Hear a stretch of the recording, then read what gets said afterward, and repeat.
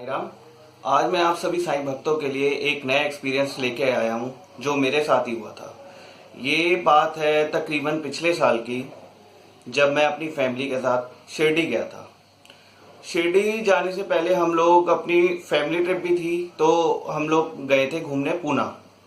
तो वहाँ पे क्या हुआ कि मेरी वाइफ की जो एंगेजमेंट रिंग थी वो सडनली उसने अपने हाथ में देखा कि वो कहीं गिर गई है, खो चुकी है।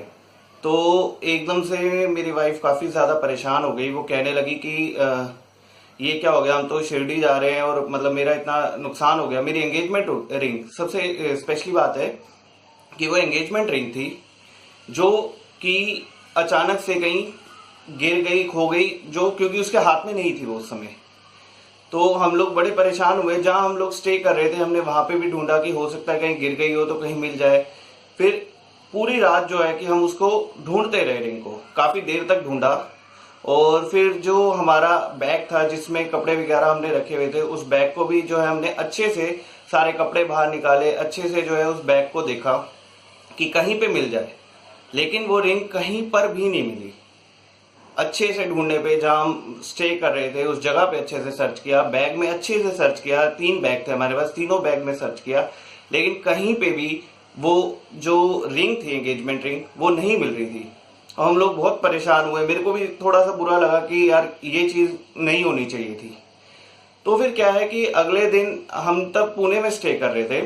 अगले दिन फिर हम ट्रेवलर में बैठ गए, फैमिली थी क्योंकि साथ सारी। हम लोग पुणे की से निकले शिरडी की तरफ। तो रास्ते में फिर से हुआ कि वही जो है कि मैंने बोला एक बार फिर से चेक कर ले। तो हमने बैग में अपनी वाइफ को बोला कि फिर से चेक कर। तो बैग में हमने फिर से एक बार चेक किया कि शायद जो है कि अब रिंग मिल जाएगी, लेकिन फिर भी रिंग नहीं मिली।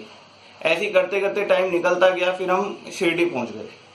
शिरडी में फिर हम होटल में ठहरे। जिस होटल में हम गए, रूम में गए, तो मैंने सोचा कि पहले मतलब जो है कि फ्रेश हो लेते हैं, उसके बाद जो है कि एक बार फिर से सर्च करते हैं। तो ऐसे नहाते नहाते मतलब जो है फ्रेश होते होते मेरे माइंड में एक चीज आई कि अब शिरडी आ गए तो अब मेरे को लगता है कि रिंग मिल जाएगी, जो रिंग खोई है, लेकिन यहाँ पे वो रिंग मिल जाएगी। ऐसा पता नहीं क्यों अचानक से मेरे मन में आया।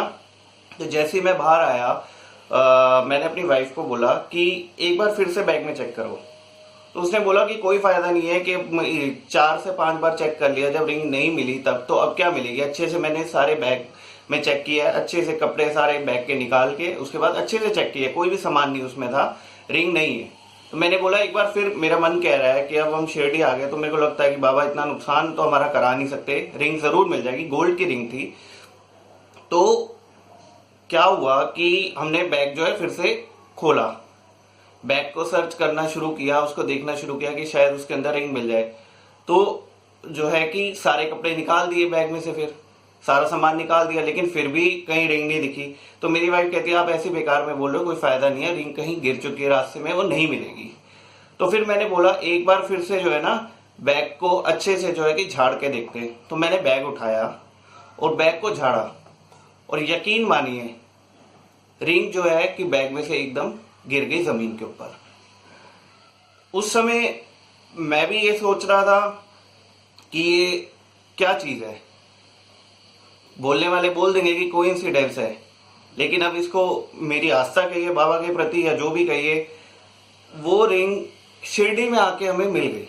हम परेशान जरूर हुए, लेकिन शिरडी में आके सबसे पहला जो कहा जाता है कि बाबा हर समय हमारे साथ है, तो उन्होंने शिरडी में जाते ही ये चमत्कार दिखाया। उसकी एंगेजमेंट रिंग मेरी वाइफ की जो थी वो उसे मिल गई। और फिर उसके बाद क्या हुआ, मेरी वाइफ की आंखों में भी उस समय पानी आ गया, क्योंकि बिफोर मैरिज वो इतना ट्रस्ट नहीं करती थी साईं बाबा के ऊपर। लेकिन जैसे जैसे मतलब शादी के बाद जो है उसने बाबा के प्रति उसकी आस्था भी बढ़ने लग गई है। तो वो खुद हैरान हो गई कि ये चीज कैसे। रिंग हमने कई बार देखी और फैमिली के कम से कम 3-4 लोगों ने बैग में चेक की, और जहां हम स्टे कर रहे थे वहां पे ढूंढी, लेकिन किसी को नहीं मिली। फिर अचानक से ये कैसे हो गया कि बैग के अंदर ही जो है कि रिंग थी, और जिस पॉकेट में मैंने 3 बार चेक किया था उसी पॉकेट में से वो गिरी।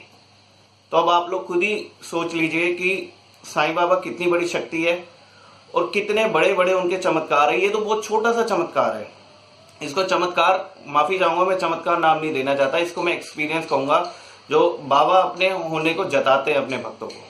तो एक छोटा सा वो था एक्सपीरियंस जो मैं शिरडी गया था अभी पिछले साल, तो मैंने आप लोगों के साथ शेयर किया। बहुत जल्दी अब मैं और वीडियोस लाने वाला हूँ। बहुत सारे साईं भक्त हैं जो चाहते हैं कि वो अपने एक्सपीरियंस शेयर करें, और बल्कि मैं आप लोगों से भी कहूँगा कि आप लोगों से हाथ जोड़ के विनती है कि जितना हो सकता है बाबा का नाम हमें फैलाना चाहिए।